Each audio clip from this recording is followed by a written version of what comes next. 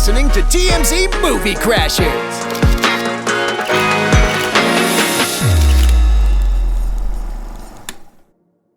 Welcome back to TMZ's Movie Crashers. I'm your host, Fabian from TMZ. I'm your host, Paige from toofab. And a lot of movie news this week, and we're going to get into a lot of it here.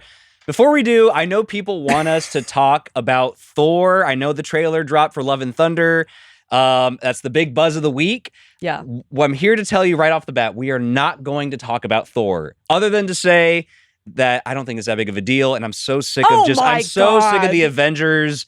Avengers is over. Like, why are we still doing Avengers superhero movies? I don't understand this. Avengers is over. What's his name? Thanos is dead. They saved the day. I don't understand why we're doing more, and now there's like new gods and new threats. Like, I don't get it. I just don't get this. Hold on. Rein me in if you can. Reining you in. Okay.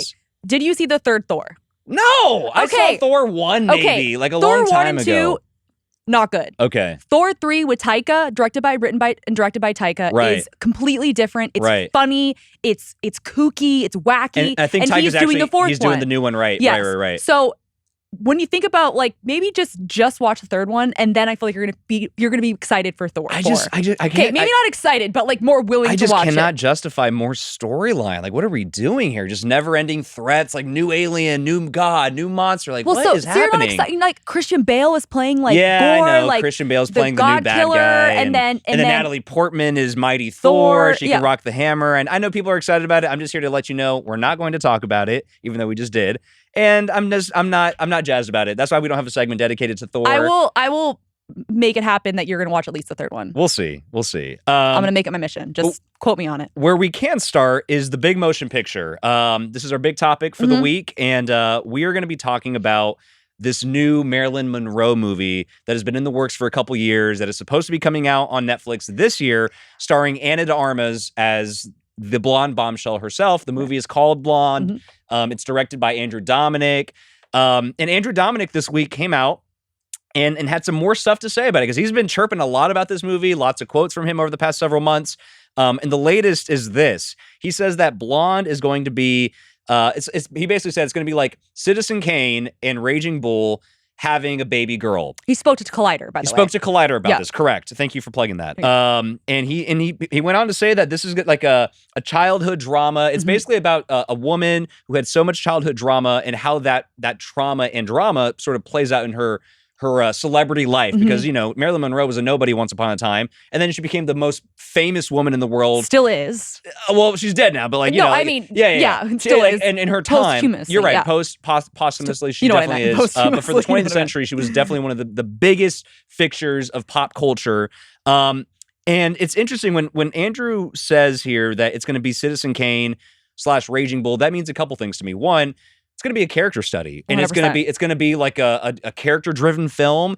Ana de Armas has been getting a ton of praise for her role. I mean, there's Oscar buzz, and there's a huge cast attached. Adrian Brody, who plays, I believe, Arthur Miller, he was like her playwright husband once upon a time. Adrian Brody was singing her praises, I think, about a year or two ago. Speaking of Collider, he had this interview with him. Let's actually hear what Adrian had to say. It's a remarkable film. I mean, Ana de Armas is just magnificent in the movie. I was awestruck by her interpretation, and at times I felt like I was acting with Marilyn Monroe. So there he is singing her praises and really hyping up the performance. I'm excited to see the performance, but again, when Andrew Dominik says Citizen Kane, Raging Bull, okay, yes, character study, deep dive, whatever. But what that also means to me, like, both of those movies are very kind of dark, heavy themes. He called it a tragedy, like a tragedy. Yes, and Citizen kind of Kane, a nightmare is what he said. Citizen Kane very much so is the same way, kind of a tragedy, nightmare, has to do with his childhood trauma. In Raging Bull, it's all about domestic violence and about this boxer and fighting these demons and beating on his wife. And when I hear that, I'm like, okay, so he's taking that darkness and he's going to apply it to the Marilyn Monroe story, and this is evident in the rating. This movie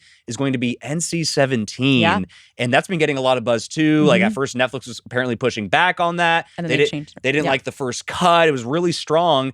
But he recently also came out and said that the final cut is in. It's going to stay as NC-17. Netflix has given their stamp of approval, and he's happy with it. And one of the things that he says is going to be depicted within Marilyn Monroe's life or whatever, because I think it's sort of like an all-encompassing thing, like kind of hopscotching through different relationships. It's fictionalized, by the fictionalized account of, it's based on a book, a 700-page book, and it's fictionalized and it goes through the same thing, like through her relationships and her abusive relationships. And people have said that this book, Blonde, is sort of like the quintessential study of the American blonde celebrity, the blonde bombshell, if you will, right? And Marilyn Monroe, again, sort of in a fictionalized take, is sort of the vehicle to tell that story. But yeah, so what Andrew Dominic says that's going to be depicted, at least one of the things that's going to be depicted to get this NC-17 rating, is a rape scene. And when I heard that, all right, let me just get into how I really feel about this. Okay. I'm very worried about this movie, and I'm worried about how it's going to depict Marilyn Monroe, and I'm worried, more importantly, of how it's going to leave her legacy and potentially tarnished, I might say. Because look, Marilyn Monroe, I mean, she's a sex symbol. Like, I know everyone knows that Marilyn Monroe had a lot of sex and all these rumors of who she slept with and didn't sleep with or whatever. And I know that's part of her story and part of her legacy. But that's more stuff like you kind of are left to the imagination with, right? When you hear about Marilyn Monroe, you hear about all these old stories, you kind of picture it in your head. And for me, and look, I'm not like a huge Marilyn Monroe fan, but like I can appreciate the lasting image I have of her. Glamour, beautiful. Like, and I know this movie's trying to be true to her story, and like I'm sure she suffered a lot and was abused and passed around, etc. But the point I'm trying to make is, I don't want to see that. I don't want to see it depicted, especially in extremely graphic terms, which it sounds like is what he's going to do. I don't want to see that. I don't want to see Marilyn Monroe / Anna Armas being raped, and I don't want to see like that strong graphic content. And I just feel like, again, like I'm not Marilyn Monroe's estate manager or anything like that. But for me, if I was, I'd be concerned about this. Like, holy crap! Like, how are you going to paint Marilyn Monroe here? And again, in the search for truth and trying to be like, let's show the truth of what happened to Marilyn Monroe. It's like, hold on a second. Like, what are we actually doing? And how is this gonna leave viewers and thinking about Marilyn Monroe afterwards? I imagine it's gonna taint and tarnish her legacy. And I'm very concerned about that. It's actually interesting you say that, because that's actually pretty close to how I feel about it. All right. Because, well, I think there's a way that I think I'm not optimistic, but I think there's one way, if it happens, it could possibly work. Okay. But I do think, especially think of people who are like diehard Marilyn Monroe fans, right? Who still have the posters in their home, and the memorabilia. Right. Like, those people seeing this are going to be like, or people that just never, or fans that never, they know about, you can look at her Wikipedia page, she went to foster care, she was allegedly abused by like foster parents and people she's passed around to several times. She married at 16 so she could get away from, so like it was horrible. And just like, just reading the Wikipedia, I'm like, this is heartbreaking. This woman is not a woman yet, she's a kid. She had a very hard life. Yes. Yeah, very hard life. And that was just before she even became a star. Then it got even more difficult. More complicated, yes. And now it's starting from, her childhood and then going on, and how she has all this trauma, it's essentially, I'm assuming. And, reading it and then thinking like, oh God, that's terrible. But then possibly seeing it on a screen. Right. Like, I love her, but I'm not, like, I love the idea of her, like Hollywood glamour, all that stuff. Yes, but like, I don't want to think of her like that. Right. And I don't think a lot of diehard fans are going to be like, maybe turned off and like, oh no, we don't want to see that. I don't want to see, Anna de Armas or even any woman. Like, it's going to be hard to watch, especially a figure like that. And I agree with that I think that it's might be messy. Yeah. But the only way I think it could possibly work is if, did you see Spencer? With Kristen Stewart? No, I did not. Okay. That's the one I missed this year. So Spencer it's fictionalized, similar to this, but it was only like one, like it was a fictional weekend about what possibly could have happened before Princess Diana asked for a divorce. And it's like, but it's very haunting. It's very dark. It's a character study. It has she has like hallucinations. Right. So it's all that was haunting. That was hard to watch. That was uncomfortable. Sure.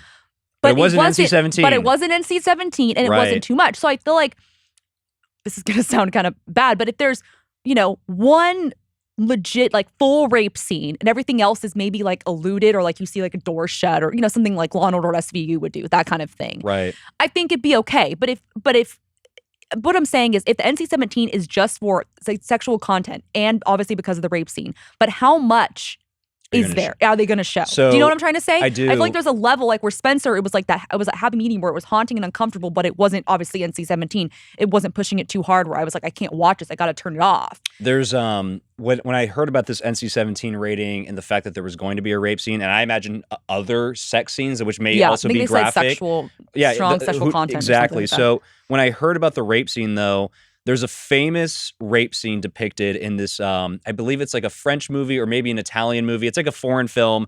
The name escapes me and I apologize. And even the Italian actress, Monica Bellucci. Monica Bellucci, very famous Italian actress. She's in this movie. I forget, the name escapes me, but the whole plot plays in reverse. And it's about a rape. And at one point in the movie, you see this woman get raped in a hallway. Monica Bellucci get raped in a hallway. And it's kind of playing in reverse. And the camera at one point like is on the floor with her, and you're seeing it all in full view, and it is so strong. And like people, this is like one of those artsy movies, right, where like people really love it or really hate it kind of thing. It's super polarizing. And I heard like when that movie was first being screened way back in like the 2000s when it came out, people were walking out of the theater and et cetera. So that's the thing. Like, I don't want this movie for Marilyn Monroe to become a spectacle like that. You know what I mean? Even if it is the truth, even if it is like, it is demanding filmmaking and like, you gotta stomach it. It's like, I don't know. Like like you can make it rated R and still allude to a rape scene or even like show parts of a rape scene, but cut around it. Like, I don't want like a wide shot and just watching Anna de Armas it's just crazy. You know what I mean? And by the way, to Anna de Armas's credit, like, she has said this is the role of her life. And he said he was, after the one audition, he goes, and Anna de Armas is a beauty. In fact, I would argue maybe she's even prettier than Marilyn Monroe. That's a different conversation. Anna de Armas is hot. She's gorgeous. And she looks the part for sure. Yes. And she said that she was spending like 9 months or so like with a dialect coach, getting the accent, because she's a Cuban actress. So she had to get the American accent down. So Anna de Armas, look, I'm sure Anna de Armas does fantastic work, and I'm going to watch this movie, obviously. Definitely. But I'm very concerned with the NC-17. And again, like if you're doing NC-17 for shock value, and then that's a problem for me. And if you're doing that for shock value, necessary? Right? Is it necessary? And if you're not only doing it for shock value, but you're also banking on the big Marilyn Monroe name, and you're like that, you know what I mean? Like I'm going to stop short of saying it seems exploitative, because in my gut, it kind of feels like that, but I haven't seen the movie yet. So we'll see. I don't want to judge it before seeing it, obviously. But just already the vibes are kind of like not sitting well with me. I agree. I'm like torn because I want to see Anna de Armas in this role. I love her. Right. And I definitely think she's going to have like that like subtle like innocence, but also super sexy, sultry kind of vibe. And I think she's going to do incredible as, I think so too, as Marilyn Monroe. But obviously she was already on like Oscar buzz before the film hasn't even come out. People already started putting it on lists, and then they pulled it, and then they, now it's going to come out later. But I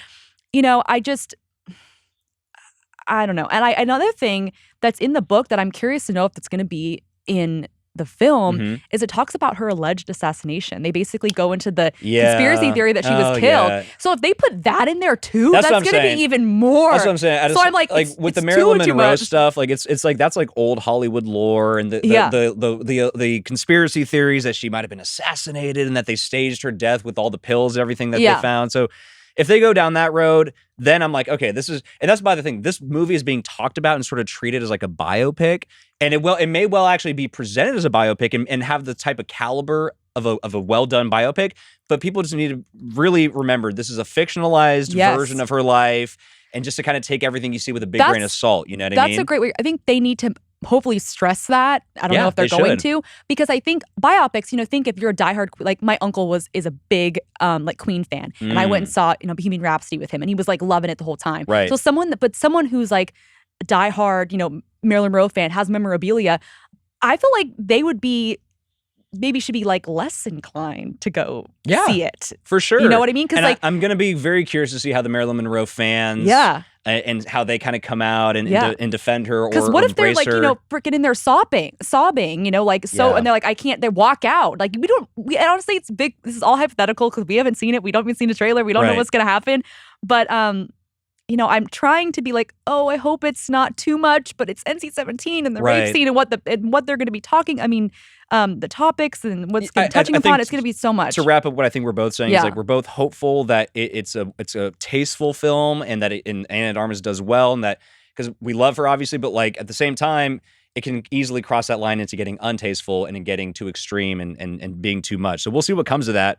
And with that, I think we can transition to our next segment, which we call Casting a Light.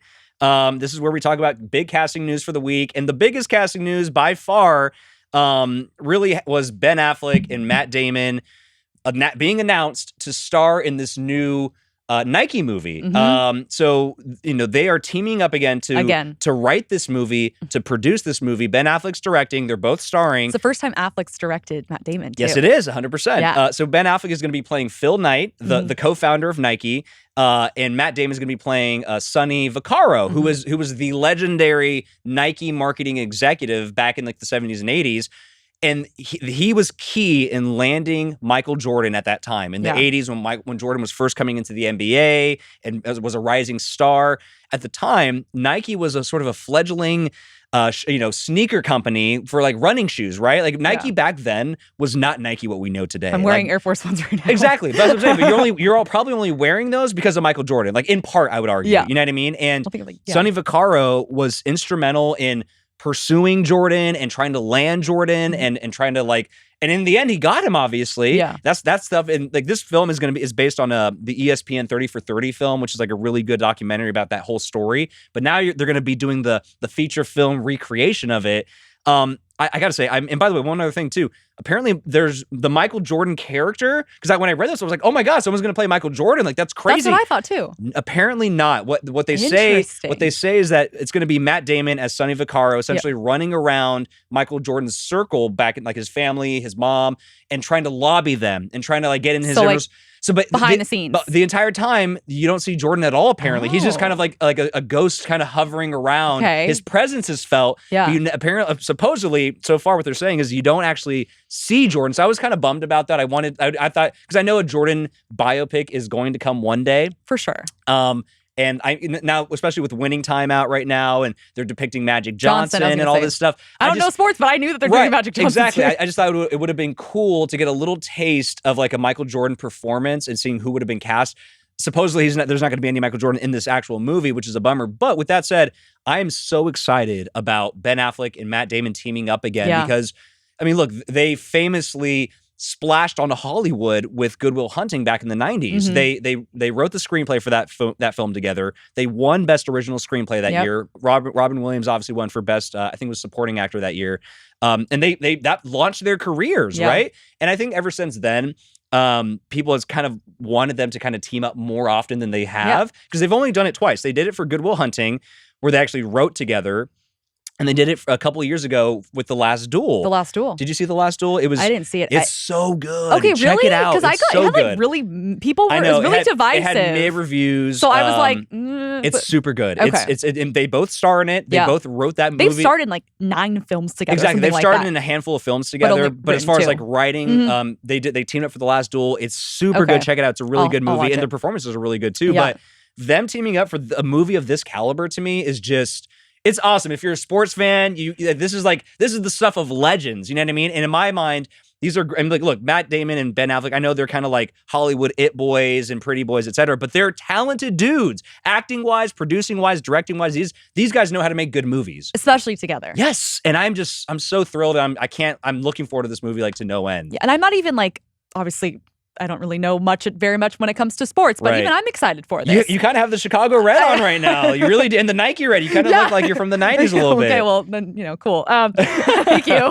But yeah, I mean, even though I don't really know much, obviously, about that kind of thing, I'm looking forward to it. I love stories like this. Right.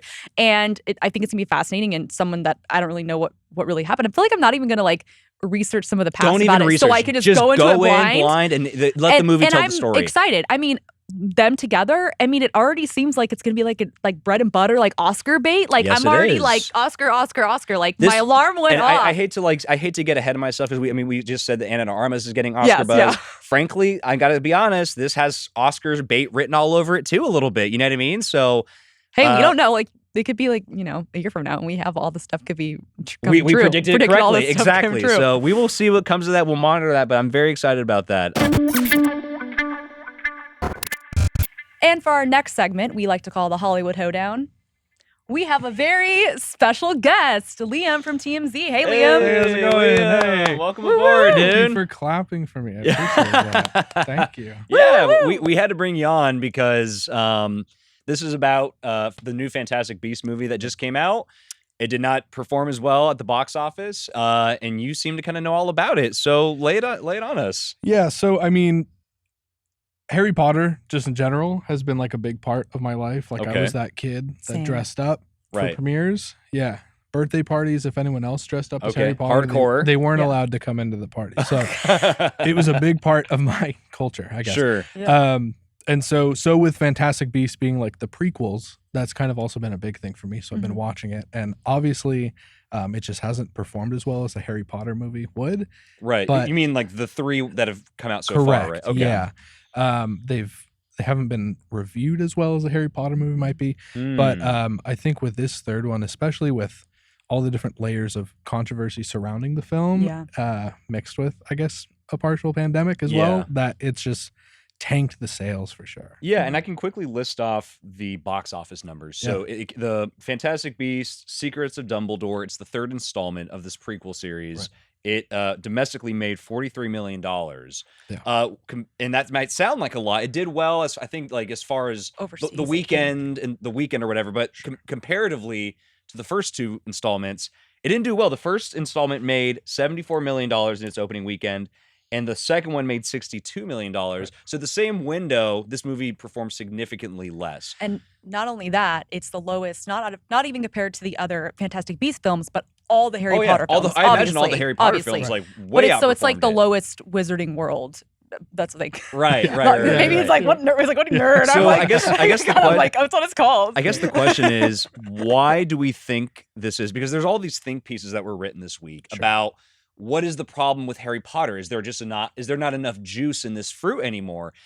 A lot of people say, is it J.K. Rowling's anti-trans comments? Is it Ezra Miller, who was arrested yet again this week in Hawaii for allegedly throwing a chair at somebody? Is it Johnny Depp and the fact that his whole thing, although he was kind of recast and replaced, so you would imagine that would kind of mitigate that. So what do you make of it? Like, what is it? All of those things? Is it more than just that? Yeah, I mean, I think there's like such a dark cloud surrounding this film, and like there's great way to people describe it. boycotting it, whether it's for J.K. Rowling or for Johnny Depp, Right. or the recast of Johnny Depp. You know, Right. there's a lot of people saying that Who support Johnny Depp? who support Johnny Yeah, Depp that say justice that for Johnny. That's this the shouldn't big have thing right happened. now. They went through with it. Keep in mind, this opening weekend was a holiday weekend. It was. So It was I Easter. didn't think about that. I didn't think about that. 43, I think. For a holiday 43. weekend. Seems low, right? Sonic 2 opened 2 weeks before, made like 70 something Right. million, and that wasn't a holiday. And they're both kind of like kid movies, right? You got Sonic, Sure. kid, Harry Potter, kind of kiddish a little bit. And you can tell like this movie specifically is drawing on like that nostalgia of Harry Potter. They're going back to Hogwarts. They're bringing they have young Dumbledore back, but they have like Right. other characters and creatures and stuff that you might Right. recognize. So they're getting closer and closer to the actual Harry Potter storyline. They're moving their way there. And yet they still couldn't reel in Somehow the money. This one was the most interesting one to me. Now, I still haven't seen it yet. Mm. I have a friend that's making me wait because they're trying to catch up. And I'm like, Okay. You're running out of time here before I just go see it. The spoilers are everywhere. Yeah. I've already like read the entire Yeah. thing. Right. Exactly. But I mean, this was one that personally I was really interested in seeing because of how it ties into everything. So Mm. it's interesting and a little confusing that it performed the poorest out of the 3.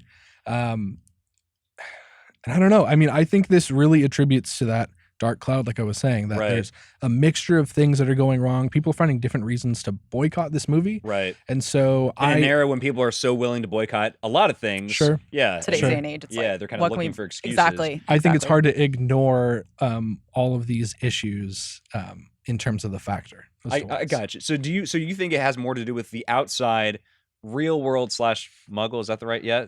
Like Muggles. Yeah. Yes. So do you You're think it's learning. like, so is it outside? Thank you. He's Is learning. it outside factors that you think are actually playing into like the box office numbers? Or do you think it's the fact that people are just sort of exacerbated and kind of like tired of Harry Potter in general? Is it Harry Potter fatigue, or is that not the case? Well, they have 2 more movies left in them if they're going to move forward. That's at right, this because point. they announced 5 at the the time, right? series is set for 5. So, By the way, real hope- quick, I yeah. want to say something.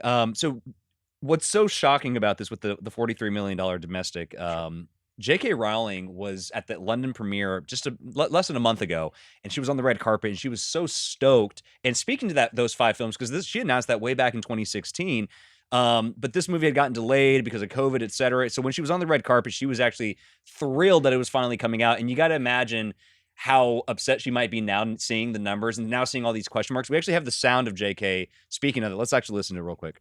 It feels amazing because obviously it's been a long time coming and COVID has done some very terrible things in the world, and so our problems were not big compared to most people's with COVID, but we had to change a setting and things were delayed. So it's amazing to be here with all the creators and the fans and finally be celebrating the movie.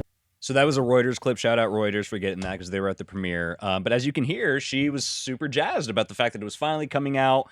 And I'm just kind of curious because, like, you know, this is sort of JK's baby. This is her heart and soul.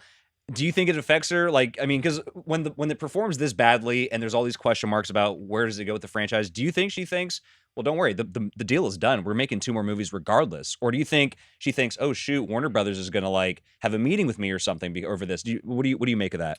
I think that's definitely a possibility. I think I don't think anything's set in stone for the last 2 movies. That's as far true. as what I've seen, they could pull it. Something that we haven't mentioned yet is that it's been out overseas for 2 weeks now.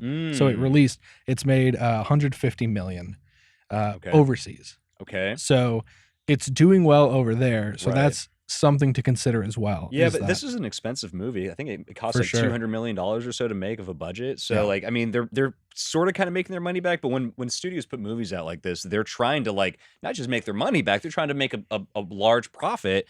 And so far, it seems like it's kind of struggling to get there, you know? And I think that there's 2 other factors that I feel like we need to talk about. One of them, we can't forget that we are still in a pandemic. Right. Even though it's better, knock on wood. Right. We're not in an endemic yet. It's still a pandemic. And since this is a kids movie, it is more a lot of kids see it. Right. I feel like some parents, obviously I'm not a parent, but I feel like some parents are still even more maybe picky about what they're going to go to the movies to take their kids to. Right. And even in general, people are, as we've discussed before, when it comes to theaters versus streaming, people are even more picky about what films to go see in theaters. So if that's the case, then why would they not go see this type of a movie, which seems family friendly? It's like a huge IP. You know what I mean? Well, like, the other thing is, the other thing I think because of that is the second one, like, was not as good as the first one by far. That's true. Okay. Like story-wise. Like, you guys are the Harry Potter people. So I have not seen the movies. So I adored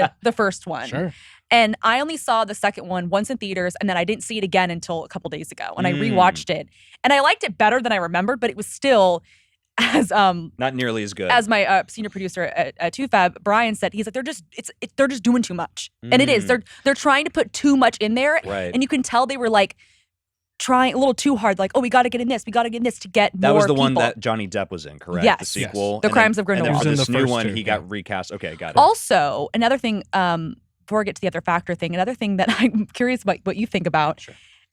They didn't even try. I don't know if you've seen what Johnny Depp looked like in the Crimes. He of had the hair all like flipped up, spiky Mads and Mikkelsen stuff. doesn't look No, at Mads all. Mikkelsen has his hair down. He doesn't look anything like him. And it's like platinum blonde, white face. Like Johnny Depp had platinum blonde, white face. And Scars then, and the stuff. scars and stuff. And then Right. Mads I saw the Mikkelsen looks makeup. absolutely nothing like him. I was like, you would think they would at least attempt to make them look similar. Yeah. I feel like as a kid, I'd be like, It's almost what's like somebody that was in the room was like, you know what, screw it. Let's I just feel do like whatever. As you a know? kid, if I was seeing that, I'd be like, I'm confused, Mom. Like, what's Right. happening? Like, who is that? Right. But the other thing that I'm curious if you noticed this. I feel like, and again, just to emphasize, obviously we work in news, we're on Twitter all the time, we're on social media all the time. Yes. We're reading stuff all the time. I feel like this film wasn't marketed very well. Ooh. Yeah, I saw a lot of marketing at the very end. Yeah, of, like it was like they were like throwing it in. like Yeah. throwing TikToks in and with Yes. the cast and stuff. And it Right. was like, it felt, I don't know if that was because it's been delayed. That That's they what I was They thinking. weren't sure what to do and when to market. Yeah. But yeah, I agree. It felt like there was nothing, and then like it was Like a kinda week before. shoved down Yeah. our throats all of a Right. sudden. Yeah, It felt like, I felt like there was like nothing. And then suddenly I was like, oh, there's a Mads interview. Like, oh, there's the Yeah. cast at BuzzFeed. Like, oh, there's Eddie Redmayne talking to BBC. Right. And it was like, that wasn't like the past week. And then, then you see something like Thor, which is already starting press, and that comes out in July. You know Yeah, what I mean? yeah. And I understand because maybe it is because it got pushed back and they were just scrambling. We got to book these people. But I don't know. I don't know. Maybe they did more press in other countries. Maybe they did more in the UK, which is totally be a possibility. But Getting back to your point earlier about these outside factors, JK, Johnny Depp, Ezra Miller, like, I think when look, Warner Brothers, it seems like they're kind of playing a lot of this stuff sort of on the fly, just kind of monitoring like how does the public feel about this, right? Because the Johnny Depp trial, which is currently underway right now, has been kind of in the makings for the past several months. Right. I think Warner was monitoring that. JK, like with her recent comments. So I think what Warner might have been doing was like kind of seeing, okay, like how does where's the temperature in the room on this? You know what I mean? On JK, on Johnny Depp. Ezra Miller came out of nowhere, like 2 arrests and a restraining order out of Hawaii out of a sudden. They had Warner Brothers had a meeting about Ezra Miller not too long ago as it pertains to The Flash, because they're involved in that movie too. So I don't know, maybe the lack of marketing has to do with the fact that they were kind of playing it safe for a little bit until the very end. That's a good point. You know, that's kind of my read on it. I see that. I could see that because maybe they were they didn't want to, I don't know, cause any more damage possibly. Right. But I know that Warner Brothers, reportedly, that they are waiting to see obviously how the film does. It's not doing too well so far. Yeah. And seeing how people respond. The Wrap reported that it could take possibly weeks or I think even months, they said, before Warner Brothers makes a decision about the 4th and the 5th film. Wow. But I feel like, I'm curious what you think they would have to do moving forward, because I don't say if they do the 4th film is greenlit. Yeah, Liam, okay? how do we recapture the magic? No, here? yeah, that's a good way. Do you? But like, okay, so say, okay, if the other stuff, you know, Rowling and Depp and Ezra, say that all that stuff fizzles out, what do you think? Like they need to do for the 4th film, even though you haven't seen the 3rd yet. Like, what do you think from an outside perspective? Well, I think personally, I think nostalgia stuff works a lot, and so what they're doing here should have worked, and I thought would have been a great way to start to tie everything to get that in. Original audience back in, kind of thing. Right? It's like because a lot of people who grew up with Harry Potter are, like you said, like adults now, right? Yeah, sure. I mean, it's like what spoilers, but it's been out for a decade. Deathly Hallows. Yeah. Like part 1 of Deathly Hallows was away, and then part 2 they come back to Hogwarts. Yeah. Like that was kind of, even though it like wasn't that much of a jump in time, it was like that thing where it's like we're bringing you back to the place you know, the characters you know, and all that stuff. And so this is what they're doing with the 3rd movie. I think they have to dial it up. With the nostalgia factor, you mean? If everything works out and everyone's good and we're all cool, right?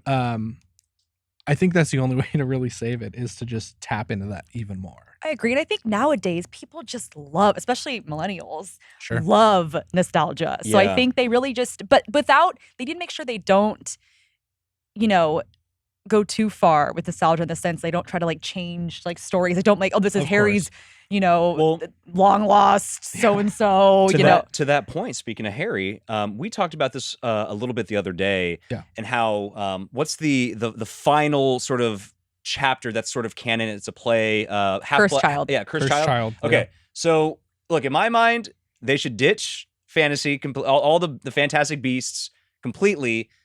Just go back to Harry. Go back to actual Harry Potter stuff. Like people want to see Radcliffe again. I know he's not up for it. He's publicly said recently, I want nothing to do with Harry Potter right now. I mean, I dedicated like 10, 12 years of my life to that, and I'm entitled to like explore my movie career elsewhere.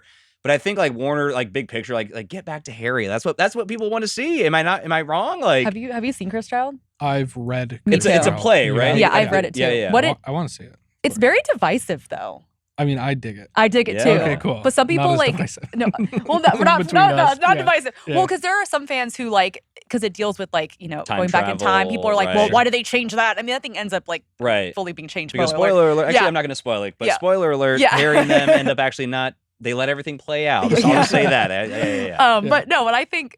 I mean, people have talked about that, about like, why don't they do a Cursed Child film? They should. And they will. They're going to eventually. Once the paycheck is big enough, Daniel Radcliffe will come back around. But that's how I see you save the franchise. Bring him back. And I get it. They're trying to milk as much out of this franchise as possible, and it's an ever-expanding world. So, or maybe she should write a new book. I don't know. A perfect example, though, was how much fans loved the anniversary special. Sure, that's right. I adored it. I was cried. Fantastic. It was beautiful. So I think I'm like, hey, look at. They should say like, oh my God, look how many fans tuned into this. Like we want more of that. And to that tap point, into that nostalgia. Exactly. You said it right there. Yeah. They tapped into the nostalgia, bringing back the key players. People, they want to see their original cast again, in my opinion. So I don't know. So we will see what comes of that. But I think you need to watch them now. Should I? You've seen the Harry Potter movies, right? I've seen like the first 2 maybe, but like okay, we're gonna have a marathon. Can we watch it here? Can we put number 3 can we on? just put it? Maybe we might need to do that. We have popcorn, Cool. so let's just But yeah, that was great. So yeah, thank you, Liam, Thank for you so joining much us. for joining us. For your expertise. You're Thank welcome you. Much anytime. needed. Oh, I appreciate it. We'll have you back for I'll sure. be here next week. Yes. 100%. Thanks, dude. Awesome. And let's see. I think we can. Should we go pivot? into our Yes. last segment? I think so. Already? We can go to our last segment. Okay, so our last segment is coming soon, and Mhm. where we're going to talk about a film and an actor, a film we're very excited about, starring an actor. The Unbearable Weight of Massive Talent, Yes. starring Nicolas Cage. Yes. It's he plays a fictionalized version of himself.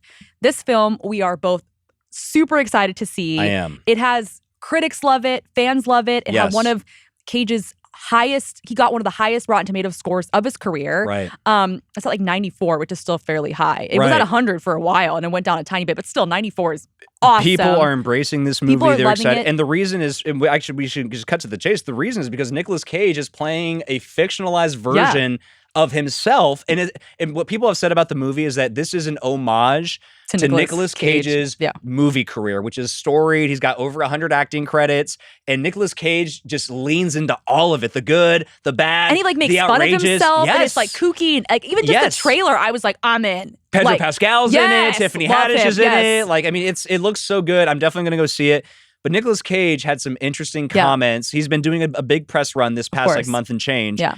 And over the weekend, he spoke to Rolling Stone. So Nicolas Cage's career is quite interesting. He's had some hits. He's had some misses. Well, he's had several hits. Not as many misses, but a good handful There's of some. yeah. There's a good amount of misses, and he's an Oscar winner. Obviously, he won for Leaving Las Vegas way back when, rightly so. You know what I mean? And so here's the thing: Nicolas Cage's career, like in the '80s, he was kind of bubbling up as an up and coming actor. In the '90s, really took off. Leaving Las Vegas came out. He became an Oscar winner, getting booked for heck of stuff. And then in the 2000s, took off even further. Like National Treasure came along. Like he was in like Adaptation, Lord of War, The Family Man. That was a great movie. I love The Family. I'm skipping over all the good stuff. Con Air, The Rock, Face Off? Face Off, yes, Face Off, yes, that's a classic. So I was that's like, what I'm saying. Like Nicolas Cage Cage has bounced around from like comedy to action to drama to this and that, and he's a versatile actor, totally, and he's such a unique actor with such a unique type of like voice and stuff like that. But what has happened with Nicolas Cage after the 2000s, after all the National Treasure buzz, if you will, sort of fizzled out with him. The first 2 films. Yes, after that, like around 08, 09, what started happening with Nick Cage is that he started acting in a ton of like B movies, like straight to video on demand movies, like straight to DVD type movies, right? And look, there were some good ones in there. There are some standout performances in that bunch, but there's mostly. I'm not going to say there are mostly stinkers. I'm going to say people. Let's say that there's a lot of people who think there are a lot of stinkers in that 10-year period, because like from 09 to, I would even argue up until like recently, like 2020 maybe, that's like a 10-year period more or less. He was in a lot of B movies. He was like acting and churning out a lot of B movies. And what Nicolas Cage said to Rolling Stone was, there's a misconception that I was phoning in these performances and that I didn't care and that I was just cashing in. And by the way, he doesn't. He was. He was in debt and he had to. Yes, he did. And he owns up to that. He was, I was in debt with the IRS. He owed millions of dollars. Now he's out of debt. He reportedly squandered his like $100 million fortune on a bunch of lavish, like crazy stuff that he bought. So he was essentially taking on all these roles to climb out of that debt. But what he says was 2 things can be true here. One, I was trying to pay off the debt and I was getting a lot of work and booking a lot of work for that exact reason. But 2, I was taking the work seriously. I was doing movies that I thought mattered, and I was doing roles that I cared about. And he says that I gave my all for all of those performances. And he called it the best workshop, the best acting class I could have. Which is fascinating. It is, and I think that rings true because like look, if you watch, I've seen a handful of these movies. Like Bad Lieutenant is a famous one for like from 09 where he's with Eva Mendes. He plays this like a Louisiana cop / lieutenant. And who essentially is corrupt, and he goes around like on a ton of drugs, and he's like busting drug dealers. Campy? It's super campy, and like Nicolas Cage's performance in that movie is so over the top. He's like, there's like a famous meme. He's like eyes wide and stuff. It's crazy. It's a GIF. It's like a popular GIF. It's a popular GIF. So that's what I'm saying. So when Nicolas Cage says with all these B movies, like Mandy, I mean, consider Mandy's sort of like a B movie, but like has like decent reviews. He's really good in that. So that's what I'm saying. Like, and he says he kind of includes Pig, which came out like a year or two ago. Pig is not a B movie. Like that was like an indie film where I was so stunned by his work in that movie. That was a critically acclaimed role. It was a fantastic role. Yeah. So, but I'll say this, I'll take his word and say that all these movies, these B movies that he did in this 10-year period, I will agree that when Nicolas Cage acts, he acts, even if it's absurd, even if the script is 110%, even if the script is crappy, like he gives it. He goes in, he'll yell, he'll strip down, like he'll fight people, like he'll do whatever. And like again, he even notes it himself. Some of it worked, some of it didn't. But like to say that I was phoning it in, to say that I didn't care is wrong. And he actually says. Some of my best work. He says, I would put this 10-year window of B movies I did, some of those roles, up against some of my best work from my previous 30 years in Hollywood, which I found astounding because, again, like his previous 30 years when he was like on top of the world, he has like some iconic roles, some iconic movies. So for him to say my iconic stuff in my mind is right here with my B movie stuff,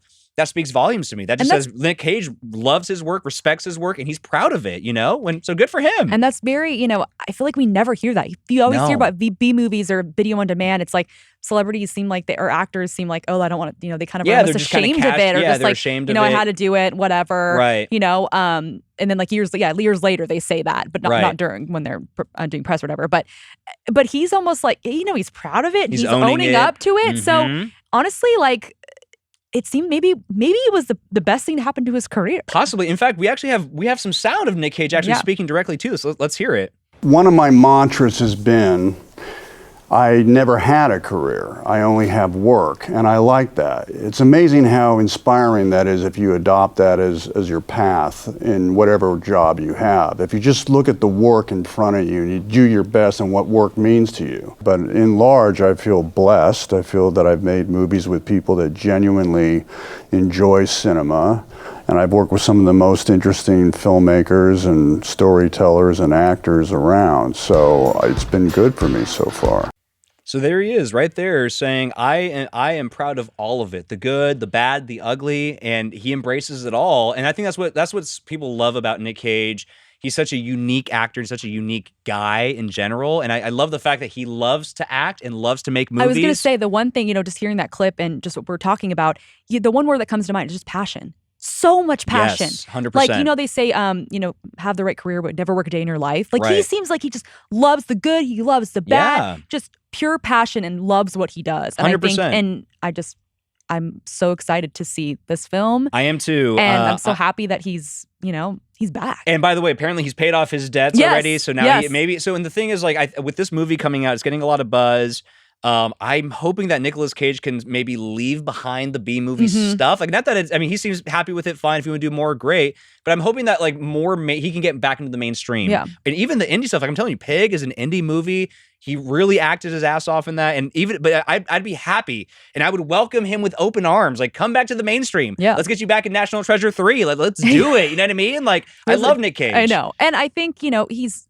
Pedro Pascal, Tiffany Haddish. Yes, they all love him too. We got some big stars that are in this film as well. So I think even people that maybe aren't familiar with Nicolas Cage films, that even aren't big Nicolas Cage fans, they're going to be introduced. Can be introduced. Yes. And they're like, oh, what's that reference from? He's yelling. Well, that looks cool. What movie is that from? Exactly. And now they're going to go back. I feel like his fan base is going to grow. And I hope that, more studios come and he gets in some bigger roles because we want him back on that big screen. What you just said is so on point because you're right. Like, there's a lot of people, new young movie lovers who don't really know Nick Cage and haven't really explored it. This movie there's so much inside jokes, so many inside references to old movies of his, and it's going to be like a little bit like an index. Yeah, kids are kind of go through the list. What is the reference here? What is the reference here? They're going to go back, watch old Nick Cage movies. And Pedro Pascal plays like a mega fan. Yes, so he has like all his memorabilia and stuff. So I think, like, what's that? I think this movie is really going to help Nick Cage. I'm happy to kind of see him get back into the fold here, and I'm just so happy and excited. So yes, Unbearable Weight of Massive Talent. Definitely going to go watch it. You guys should too. Can't wait to see it. And with that, I think we can wrap things up. Yeah. Thank you guys for tuning in. We are on Apple, Spotify, YouTube, iHeart, anywhere you get podcasts. Check us out, and we will catch you guys next time. You're listening to TMZ Movie Crashers.